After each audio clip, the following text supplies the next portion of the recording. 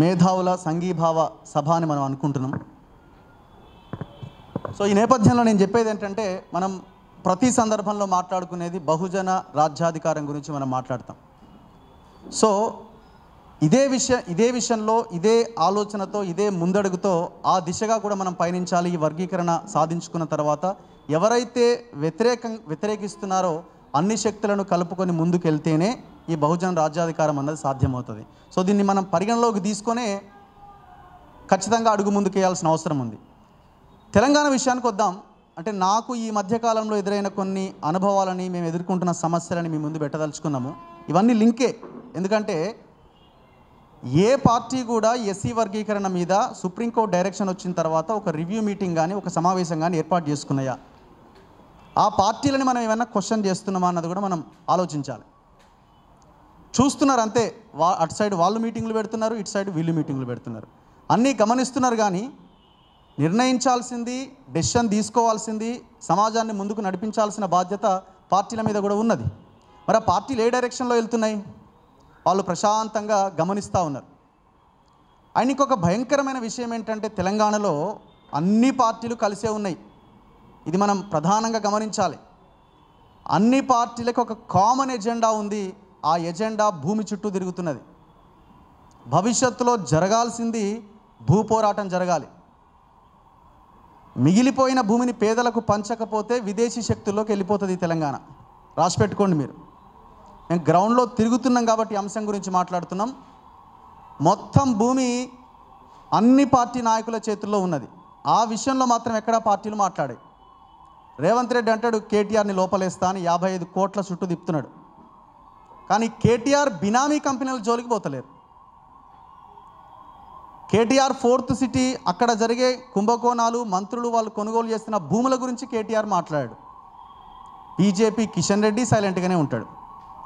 ఇది common agenda తెలంగాణలో. చాలా ఎంత ఘోరంగా ఉన్నదంటే, మేము ఈ మధ్యకాలంలో కొన్ని రియల్ ఎస్టేట్ కంపెనీలు చెరువులు, ప్రభుత్వ భూములు కబ్జాలు చేస్తే వాటి వీడియోలు చేసినాం. కొన్ని లక్షల మంది ప్రజలు వాటిని చూసిరి. హైడ్రా ఇదంతా వచ్చిన తర్వాత ఎంత సైలెంట్గా ఒక కోర్టును ఎంచుకుంటున్నారు. ఆ కోర్టు జడ్జి దగ్గరికి పోతున్నారు. రాంగ్ అడ్రస్ పెడుతున్నారు, మా అడ్రస్. ఆ రాంగ్ అడ్రస్ పెట్టి జడ్జి ఏం చేస్తారు, ఒకసారి నోటీస్ ఇష్యూ చేస్తారు. ఆ అడ్రస్కి వెళ్తే ఎవరు ఉండరు. నోటీస్ ఇష్యూ చేసినామని కోర్టుకు చెప్తారు. ఆ వీడియోలు డిలీట్ చేయమని జడ్జి ఆర్డర్ ఇచ్చేస్తుంది. ఈ టోటల్ ప్రక్రియ అంతా మనకు తెలియదు. ఎప్పుడో 20 రోజుల తర్వాత యూట్యూబ్ కూడా మనకు ఒక నోటీస్ పంపిస్తాడు. ఫలానా వీడియోలట కోర్టు ఆర్డర్ వచ్చింది, వీటి రిమూవ్ చేస్తున్నామని రిమూవ్ చేసేస్తాడు. దాదాపు ఒక 20 వీడియోలు డిలీట్ అయినాయి. ఇట్లా నా వీడియోలు కానీ, కాలోజీ టీవీ కానీ, ఇంకా చాలా ఛానళ్ళకు సంబంధించి. ఎంత భయంకరం ఇది! ఇందులో గవర్నమెంట్ ఇన్వాల్వ్ లేదని మనం అనుకోవాలా? రాజకీయ పార్టీల నాయకుల ఇన్వాల్వ్మెంట్ లేదని మనం అనుకోవాలా? సో ఇది చాలా సీరియస్ మ్యాటర్ ఇది. ఇవన్నీ లింక్ ఉన్న సబ్జెక్ట్సే కావచ్చు ఈ సందర్భంలో మాట్లాడాల్సి వస్తున్నది. సో అందుకే మన రాజకీయ పార్టీల మీద కూడా ఎస్సీ వర్గీకరణ విషయంలో ఒత్తిడి ఇంకా పెంచాల్సిన అవసరం ఉంది. అవసరమైతే వాళ్ళు ఒకవేళ జరగకపోతే మనకేదైనా లాభం ఉందని ఇంకేదన్నా ఆ ట్రాన్స్లో కనుక వెళ్తే జరగనీయకుండా చేసే కుట్ర కూడా జరుగుతుంది. సో కాబట్టి ఎప్పటికప్పుడు అప్రమత్తంగా ఉండి అడుగు ముందుకేయాల్సిన అవసరం ఉంది. అండ్ ఇంకొకటి, ఇట్లాంటి సమావేశాలు పెడుతున్న వాళ్ళకి నేను చేసే సూచన ఏంటంటే, ఈ 56, 57 ఉపకులాలు మనం ఏదైతే మాట్లాడుకుంటున్నామో వాళ్ళని కూడా మనం ఇన్వాల్వ్ చేయాల్సిన అవసరం ఉన్నది. దయచేసి వాళ్ళు 1% ఉండొచ్చు, 2% ఉండొచ్చు. నేను ఈ ఏకసభ్య కమిషన్ షమీమ్ అఖ్తర్ గారి ఆఫీస్ దగ్గరికి వెళ్ళినప్పుడు డక్కలోళ్ళు వచ్చిర్రు, వాళ్ళు పంబాల వాళ్ళు వచ్చిర్రు, మాదాసికురో వాళ్ళు వచ్చిర్రు.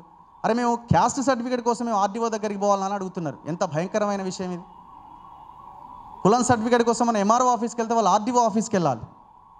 వాళ్ళు మాదాసి కురువల్ని కురుమల జాబితాలో కలిపేసిరు కులగణన ప్రక్రియలో. మళ్ళీ వాళ్ళు గొడవ చేస్తే మళ్ళీ దాన్ని ఆప్షన్ చేంజ్ చేసిరు. సో వాళ్ళ సమస్యలు కూడా పరిగణలోకి తీసుకోవాలి. వాళ్ళు కూడా ప్రతి రౌండ్ టేబుల్ మీటింగ్స్లో, ప్రతి సదస్సులో వాళ్ళు ఉండేలాగా మనం చూసుకోవాల్సిన బాధ్యత మన మీద ఉన్నదన్నది నాకు అర్థమవుతున్నది. సో దయచేసి దీన్ని గమనించాలి. అవకాశం ఇచ్చిన పృథ్వీరాజ్ గారికి థ్యాంక్ యూ. తప్పకుండా